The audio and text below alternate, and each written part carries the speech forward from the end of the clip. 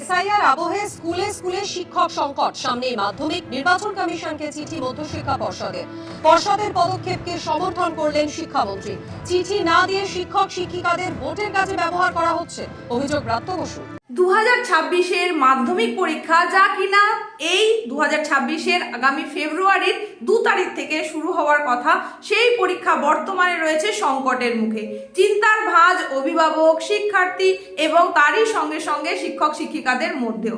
কারণ এই পরীক্ষা নিয়ে নির্বাচন কমিশনের যে ভূমিকা তা নিয়ে সরব হয়েছেন বর্তমানে শিক্ষামন্ত্রী।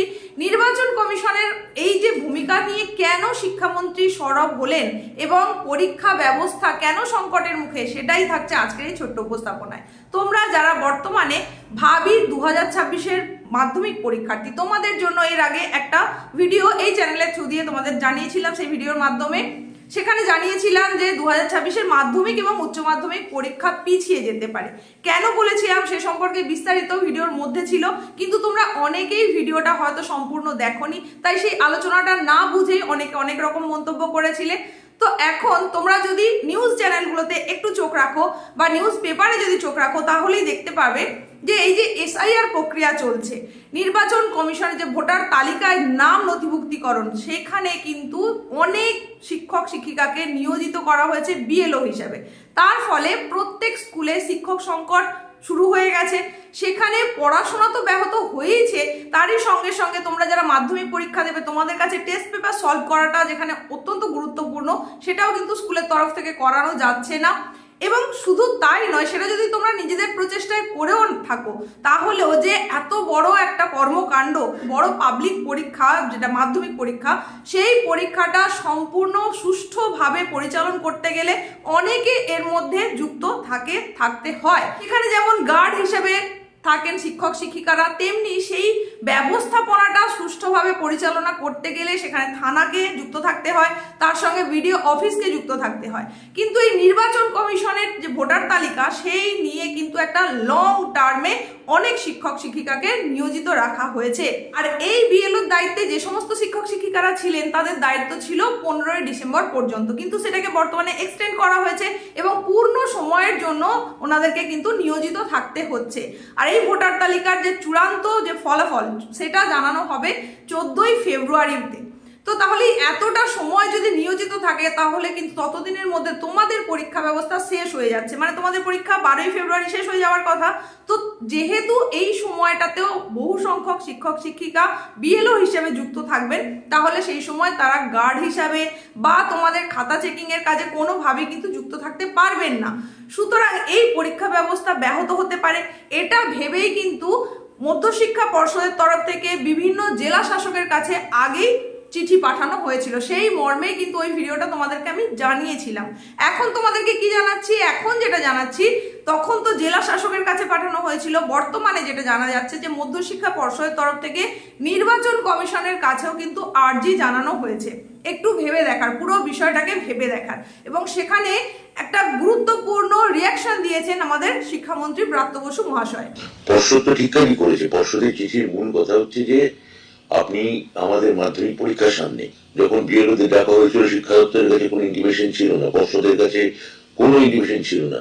তো পর্ষদ এই আশঙ্কা প্রকাশ করছে যে সামনে মাধ্যমিক পরীক্ষা, এইভাবে যদি শিক্ষকদের আবার আপনারা তুলে নেন, তার পরীক্ষাটা নেব কিভাবে?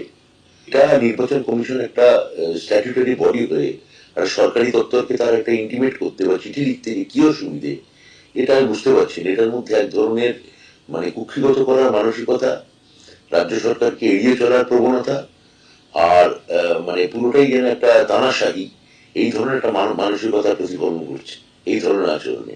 আমি পর্ষদকে সমর্থন করছি। কমিশনের এই ভূমিকা নিয়ে শিক্ষামন্ত্রী নিজে সরব হয়েছেন। আর তোমরা যারা পরীক্ষার্থী, তোমাদের তো চিন্তা অবশ্যই হওয়ারই কথা, এই পরীক্ষা আদৌ নির্ধারিত দিনেই হবে নাকি পিছিয়ে যাবে, এটা সম্পর্কে সঠিকভাবে এখনো বলা যাচ্ছে না।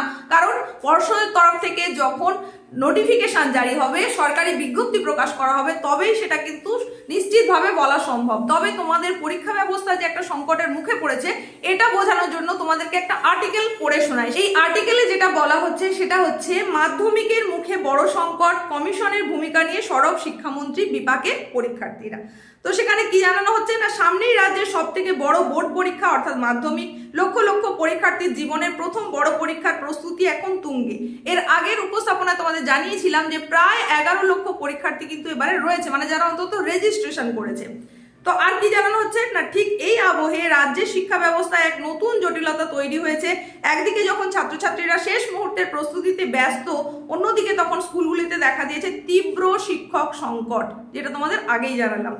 এই সংকটের মূল কারণ ভোটার তালিকা সংশোধনের কাজ বা SIR। নির্বাচন কমিশনের নির্দেশে শিক্ষকদের BLO হিসেবে ডিউটি দেওয়া নিয়ে তৈরি হয়েছে প্রশাসনিক সংঘাত, যা নিয়ে এবার সরাসরি মুখ খুললেন রাজ্যের শিক্ষামন্ত্রী ব্রাত্য বসু। মধ্যশিক্ষা পর্ষদ ইতিমধ্যেই এই বিষয়ে তাদের উদ্বেগের কথা জানিয়েছে। পর্ষদের মতে পরীক্ষার ঠিক আগের মুহূর্তে যদি বিপুল সংখ্যক শিক্ষককে নির্বাচনী কাজে ব্যস্ত রাখা হয় তবে পঠন পাঠন এবং পরীক্ষা পরিচালনার কাজ মারাত্মকভাবে ব্যাহত হতে পারে। বিষয়টি নিয়ে ইতিমধ্যেই নির্বাচন কমিশনকে চিঠি দিয়ে পরিস্থিতি পুনর্বিবেচনার অনুরোধ জানিয়েছে পর্ষদ। তাহলে দেখো, শুধুমাত্র আন্দাজে বলছি বা তোমাদেরকে বিভ্রান্ত করার উদ্দেশ্য নিয়ে বলছি একেবারেই নয়, তোমাদেরকে সতর্ক করার জন্যই কিন্তু বলছি কথাগুলো। আর্টিকেলে অন্তত তো সেটাই প্রকাশ পাচ্ছে। তারপরে দেখো, পর্ষদের এই পদক্ষেপকে পূর্ণ সমর্থন জানিয়ে শিক্ষামন্ত্রী ব্রাত্য বসু কমিশনের বিরুদ্ধে তোপ দাগেন, মানে বেশ কিছু গরম গরম কথা তিনি বলেছেন। সেখানে আরো কি জানানো হচ্ছে, মানে শিক্ষামন্ত্রীর এই যে ক্ষোভ আর কমিশনের এই যে ভূমিকা সেটা সম্পর্কে কি জানানো হচ্ছে না, শিক্ষামন্ত্রী ব্রাত্য বসু নির্বাচন কমিশনের এই সিদ্ধান্তকে অযৌক্তিক এবং একতরফা বলে অভিহিত করেছেন। তিনি স্পষ্ট ভাষায় জানিয়েছেন যে শিক্ষা দপ্তরকে সম্পূর্ণ অন্ধকারে রেখে এই সিদ্ধান্ত নেওয়া হয়েছে। তার মতে রাজ্য সরকারের সঙ্গে কোনো আলোচনা না করেই শিক্ষকদের নির্বাচনী কাজে তলব করা হয়েছে, যা যুক্তরাষ্ট্রীয় পরিকাঠামোর পরিপন্থী। এইবার শিক্ষামন্ত্রীর এই যে বক্তব্য, সেখান থেকে তাহলে জিসটুকু কি উঠে আসছে, সেখানে প্রধানত যেটার কথা বলা হচ্ছে সেটা হচ্ছে সমন্বয়ের অভাব। মানে নির্বাচন কমিশন এবং শিক্ষা দপ্তর এদের মধ্যে কোনো সমন্বয় সাধন হয়নি। সেখানে বলা হচ্ছে শিক্ষা দপ্তর বা পর্ষদকে আগাম কোনো তথ্য না দিয়েই শিক্ষকদের BLO বা SIR এর কাজে নিযুক্ত করা হয়েছে। পরীক্ষায় কি প্রভাব পড়তে পারে তার কারণে না, সামনেই মাধ্যমিক পরীক্ষা, এই সময় শিক্ষকদের স্কুল থেকে সরিয়ে নিলে পরীক্ষা কেন্দ্র প্রস্তুত করা এবং সুষ্ঠুভাবে পরীক্ষা পরিচালনা করা প্রায় অসম্ভব হয়ে পড়বে। এবার সমালোচনাটা তিনি কি করেছেন একটু শুনে নাও। কমিশনের এই আচরণকে শিক্ষামন্ত্রী রাজ্য সরকারকে এড়িয়ে চলার প্রবণতা হিসেবে দেখছেন। তিনি একে সরাসরি একনায়কতন্ত্র বা তানাশাহি মানসিকতার প্রতিফলন বলে উল্লেখ করেছেন। এই পরিস্থিতিতে স্কুলগুলির প্রধান শিক্ষকদের কপালে চিন্তার ভাঁজ পড়েছে। একদিকে সিলেবাস রিভিশন এবং টেস্ট পেপার সলভ করানোর চাপ, অন্যদিকে শিক্ষকদের অনুপস্থিতি, সব মিলিয়ে মাধ্যমিকের ঠিক আগে রাজ্যের শিক্ষাঙ্গনে এক অস্থিতিশীল পরিস্থিতি তৈরি হয়েছে। কমিশনের পরবর্তী পদক্ষেপ কি হয় এবং শিক্ষা দপ্তরের আপত্তিতে কোনো সুরাহ মেলে কিনা সেদিকেই এখন তাকিয়ে রাজ্যের শিক্ষক মহল। তাহলে সম্পূর্ণ আর্টিকেলটা কিন্তু তোমাদেরকে পড়ে শোনালাম। এ থেকে তোমরা কি বুঝলে? পর্ষদ যেমন ভীষণভাবে চাপে রয়েছে, তেমনি নির্বাচন কমিশন কি সিদ্ধান্ত নিচ্ছে সেটার উপরেই কিন্তু নির্ভর করবে তোমাদের যে পরীক্ষাটা 2রা ফেব্রুয়ারি 2026 থেকে হওয়ার কথা ছিল সেটা সুষ্ঠুভাবে ওই সময় থেকেই হচ্ছে নাকি সেটা পিছিয়ে যেতে পারে, না কি সিদ্ধান্ত হচ্ছে সেটার জন্য কিন্তু আমাদেরকে তাকিয়ে থাকতে হবে পর্ষদ প্রকাশিত নোটিফিকেশনের দিকে। সরকারি নোটিফিকেশন যখন যখন জারি হবে তখনই বলা যাবে একমাত্র যে আদৌ ঠিক কি ব্যবস্থা গ্রহণ করা হচ্ছে।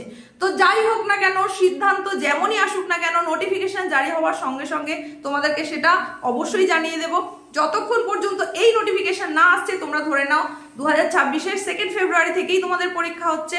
সেটা মাথায় রেখেই তোমাদের প্রস্তুতি একেবারে চূড়ান্ত পর্যায়ে এখন তো চলছেই, সেটাকে আরো বেশি করে তোমরা ঝালিয়ে নাও, সুন্দর করে নাও। ওই সময়তেই পরীক্ষা হবে এটা মাথায় নিয়েই তোমরা তোমাদের পড়া এগিয়ে নিয়ে যাও। যদি পিছিয়ে যায় সেটা পরবর্তীতে তোমাদেরকে জানিয়ে দেওয়া হবে। তো এই ছিল আজকের আপডেট। দেখা হচ্ছে খুব তাড়াতাড়ি নতুন আরেক উপস্থাপনার সঙ্গে।